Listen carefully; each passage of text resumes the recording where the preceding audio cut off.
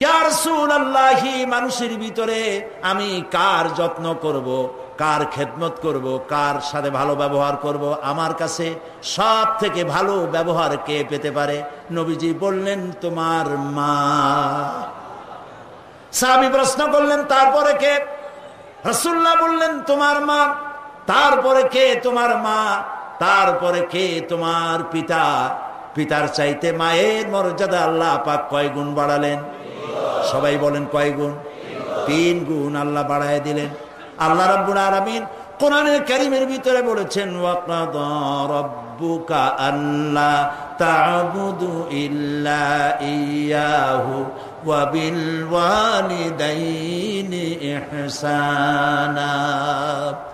তোমার রবের পক্ষ থেকে চূড়ান্ত ফয়সালা হয়েছে যে আল্লাহর ইবাদত করার পর মা বাপের এহসান করবে। সুবহানাল্লাহ। আর আমার দেশের লোকেরা কি করে লক্ষ্য করতেছেন আপনারা? আল্লাহ বলেন কি আর বান্দারা করে কি? আল্লাহ বলছেন মা বাপের খেদমত করো। আমার ইবাদতের পরে আল্লাহর পরেই স্থান কার? চিল্লায় বলেন। আমাদের লোকেরা বোঝে না, না বুঝা চলে যায় ভালো কোনো খাবার, ভালো কোনো ফল কোনো হজরত, কোনো পীর সাহেবের দরবারে নিয়ে হাজির করলে, হ্যাঁ দেন, পীর সাহেবকে হাদিয়া দিবেন, দেন, কিন্তু আগে দিবেন মায়ের। আপনার কাছে, সন্তানের কাছে সব থেকে বড় পীর হচ্ছে মা। বলেন সব থেকে বড় পীর কে? মা আর বাবা। মা আর এই দুজন হচ্ছে আপনার কাছে সব থেকে বড় পীর। পীর সাহেবের দোয়া কবুল হবে কি হবে না? আলেম সাহেবের দোয়া কবুল হবে কি হবে না? সন্দেহ আছে। 50-50। দোয়া কবুল হইলেও হইতে পারে, না হইলেও না হইতে পারে।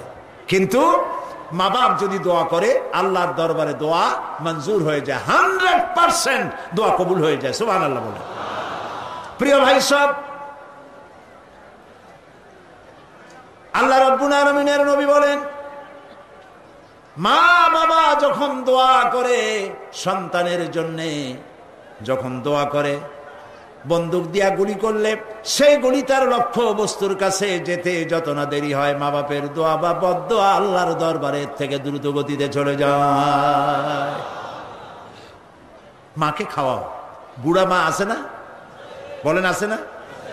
মা যখন বুড়া হয়ে যায়, বউয়ের কথা মতো সন্তান মায়ের সাথে খারাপ ব্যবহার করে, মুখ মলিন করে থাকে, কথা বলে না, আর মনে মনে বলে, প্রকাশ্য বলে, অনেকের সামনে বলে, বুড়ি মরে না কেন?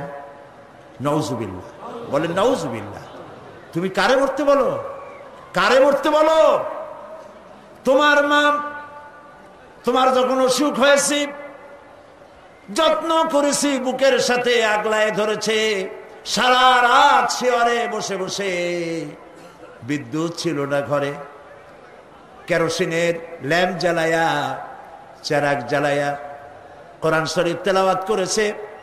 আর শেষ রাতি 2খানা হাত রব্বুল আলামিনের দরবারে তুলে দিয়ে কেঁদেছে, রব্বুল আলামিন, আমার বাঁচাধনকে আমার জীবনের বিনিময় আল্লাহ তুমি বাঁচাইয়া দাও।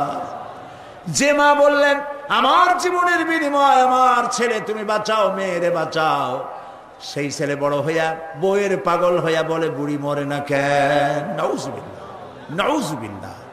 মাকে সম্মান করুন, মাকে ভালোবাসুন। আল্লাহ রাব্বুল আলামিন বলেন, ওয়াওয়াসাইনাল ইনসানা বিওয়ালিদাইহি ইহসানা হামালাতুহু উম্মুহু কুরহা ওয়া ওয়াদাআতুহু কুরহা ওয়া হামলুহু ওয়া ফিসালুহু 30 শাহরা। আমি সমগ্র মানব গোষ্ঠীকে উপদেশ দিচ্ছি, তোমরা তোমাদের ওসিয়ত করছি, তোমরা তোমাদের মা বাপকে সম্মান করো। তোমার মা তোমাকে গর্ভধারণ করেছে অত্যন্ত কষ্টের সাথে, ডেলিভারি করেছে অত্যন্ত কষ্টের সাথে, আর 30টা মাস বুকের দুধ দিয়ে তোমারে মানুষ করছে। সুবহানাল্লাহ, সুবহানাল্লাহ। প্রিয় ভাই সব, মা বাপ যদি হাত তোলে, চোখ দিয়া পানি পড়ে, দোয়া কবুল হয়ে যাবে। সুবহানাল্লাহ। এই যে হযরত বাইজিদ বুস্তামি রহমতুল্লাহ আলাইহির এই দরগায় আপনারা যান, হযরত বাইজিদ বুস্তামি যখন ছোট্ট ছিলেন, তার মা অসুস্থ, গভীর রাত্রে মা জেগে বলছে, বাবা আমি তো পানির পিপাসায় শেষ হয়ে যাচ্ছি, একটু পানি পান করাও। বাচ্চা দেখলেন ঘরের মধ্যে পানি নাই, বাইরে কোথার থেকে পানি জোগাড় করলেন, এসে দেখেন মা ঘুমায় গেছে।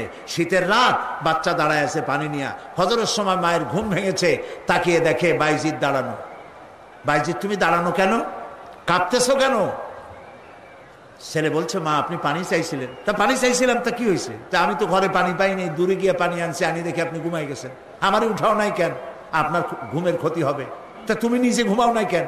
এই জন্য যে আপনি জায়গায় যদি আবার পানি চান আর সময় মতো না দিতে পারি, তাহলে তো আপনার কষ্ট হবে। সেই জন্য মা আমি দাঁড়ায় রয়েছি, আপনি পানি খাবেন সেই পানি নিয়ে। বাইজিদের মা হযরত বাইজিদকে বিছানার উপরে আরাম করে শোয়াই দিয়া উযু করে নিজে নামাজ পড়লেন। নামাজ আদায় করে দুইখানা হাত আল্লাহর দরবারে তুলে ধরে বলেন, রব্বুল আলামিন, আমি বাইজিদের মা, আমার ছোট্ট বাইজিদ আমার জন্য যে কষ্ট করেছে, আজ তার এই কষ্ট দেখে আমার কলিজা ঠান্ডা হয়ে গেছে। আমি মা হয়ে আমার বাইজিদের জন্য দোয়া করি, রব্বুল আলামিন আমার বাইজিদকে তুমি সুলতানুল আরিফিন বানায়া দাও। দোয়া মঞ্জুর হয়েছে না হয় নাই? সুবহানাল্লাহ। প্রিয় ভাই সব, এই জন্য মা বাপকে সম্মান করতে হবে, মহব্বত করতে হবে এবং তাদের জন্য দোয়া করতে হবে। দোয়াটা আল্লাহ শিখাই দিয়েছেন। এমনকি মা বাবার সামনে চোখ মোটা করে কথা বলবে না, চোখ মোটা করে মা বাবার সামনে কথা বলবে না। আল্লাহ ইচ্ছা করলে চোখ অন্ধ করে দিতে পারেন।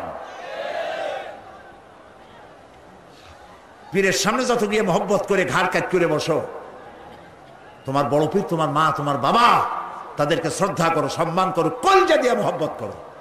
মা বাপকে একটা কথা বিশ্বাস করুন, মনে রাখেন, মা বাপকে যে যত বেশি সম্মান করবে, মহব্বত করবে, মর্যাদা দেবে, তার জীবনে সম্মানের আর রুজির কোনো অভাব হবে না, হবে না, হবে না। আল্লাহ তাআলা বাড়ায় দেবেন। সুবহানাল্লাহ।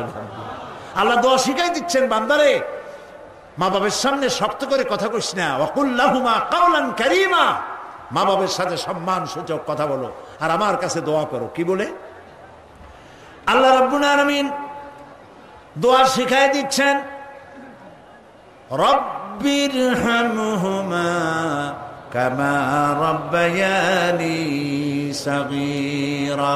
সবাই পড়েন, রব্বিরহামহুমা কামা রাব্বায়ানি সাগীরা। আবার পড়েন, রব্বিরহামহুমা কামা রাব্বায়ানি সাগীরা। আল্লাহ তাআলা শিখাই দিলেন, বান্দারে দোয়া কর, আয় আমার রব, আমার মা বাপ আমাকে যেমন ছোটবেলায় স্নেহের কোলে লালন পালন করেছে, মাবুদ গো তুমি আমার মা বাপকে সেইভাবে তোমার রহমতের কোলে লালন পালন করো। আল্লাহ দোয়া শিখাই দিচ্ছেন। এই দোয়া প্রত্যেক নামাজের পর আপনারা পড়বেন। মনে থাকবে ভাই? জোরে বলেন, মনে থাকবে? আল্লাহ যেন আমাদেরকে মনে রাখান, আমরা বলি আমিন।